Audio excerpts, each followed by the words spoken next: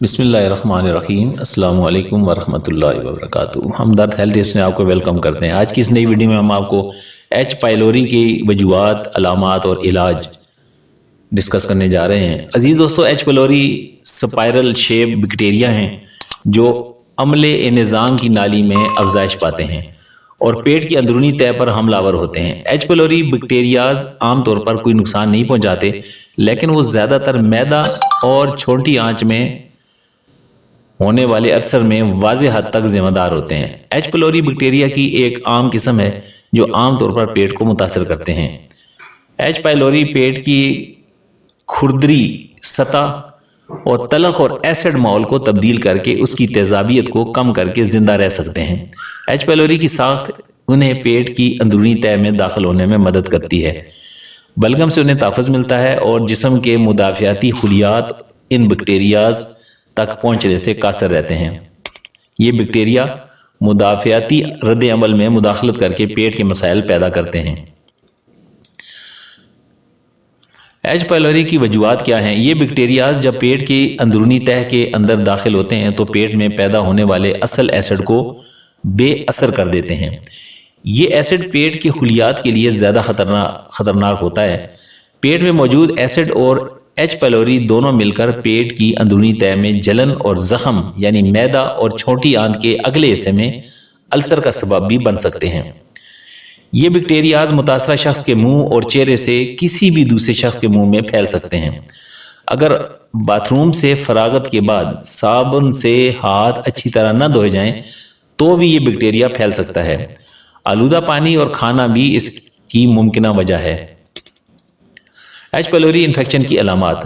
H پائلوری کے شکار زیادہ تر افراد میں اس کی کوئی علامات ظاہر نہیں ہوتی، لیکن جب یہ انفیکشن السر کی طرف بڑھتا ہے تو کچھ علامات جیسے رات کے وقت جب آپ کا پیٹ خالی ہوتا ہے یا کھانے کے چند گھنٹوں بعد پیٹ میں درد ظاہر ہونے لگتی ہے، یہ دونوں عام طور پر آتا جاتا رہتا ہے۔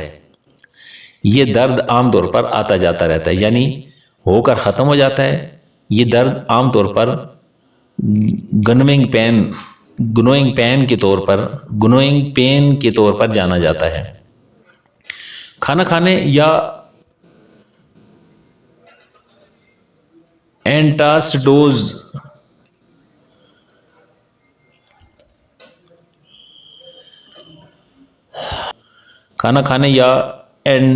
اینٹاسٹڈ ڈرگز لینے سے اس درد میں افاقہ ہوتا ہے۔ اگر آپ کو اس قسم کا یا اس سے بھی شدید درد ہو تو اسے نظر انداز بالکل نہ کریں، ڈاکٹر کے پاس ضرور جانا چاہیے۔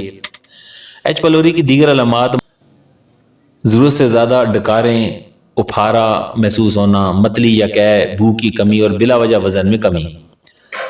متاثر ہونے والے افرادوں میں بچوں میں ایچ پائلوری انفیکشن کے بڑھنے کے امکانات زیادہ ہوتے ہیں اور بچوں میں اس خطرے کی بڑی وجہ مناسب حفظان صحت کی کمی ہے۔ انفیکشن کا خطرہ ماحول اور حالات زندگی پر منحصر ہے۔ نارمل صحت مند لوگ بھی اس انفیکشن سے متاثر ہو سکتے ہیں۔ اگر آپ ایک ترقی پذیر ملک میں رہتے ہیں، ایچ پائلوری کا شکار افراد کے درمیان رہنے اور ان سے شیئرنگ کرنے سے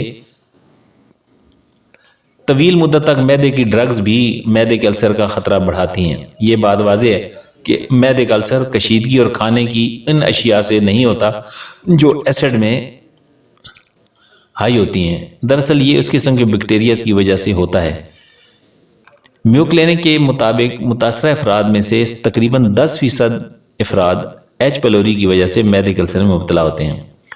اس کا گھریلو علاج بہت آسان ہے۔ ٹوٹکوں کی مدد سے گھریلو ٹوٹکوں سے اس کا علاج آسان ہے۔ ریون چینی پیس کر رکھ لیں۔ 1 گلاس پانی میں 2 چٹکی ریون چینی اور 1 چمچ اسبغول ملا کر پی لیں، دن میں 2 مرتبہ۔